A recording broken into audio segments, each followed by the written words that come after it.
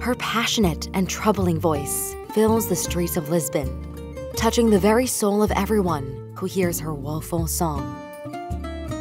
Her appearance is mystical. She is a fadista.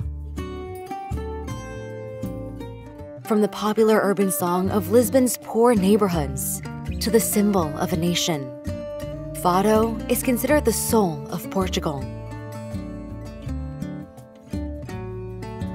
The mystery surrounding the exact origins of fado parallels the story of the first famous fadista or fado singer.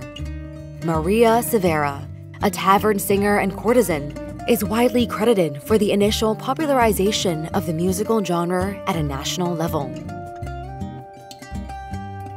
Maria Severa sang about poor life sorrow in a mournful and improvisational manner, accompanied by the guitar, which is typical of the Lisbon fado.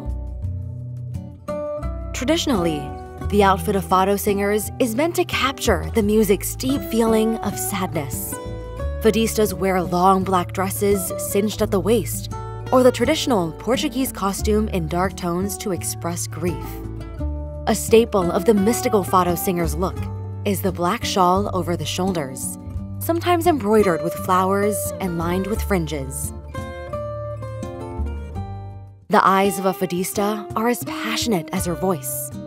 Deep blue and black eyeshadow draw out their intense emotion, while the red-blooded lips, voluminous hairstyle, and drop earrings with Portuguese motifs echo the colorful richness of the fadista's voice. Fado continued to evolve, attracting a broader and more diverse audience. But it would take another woman from the poor streets of Alfama to make fado an international phenomenon.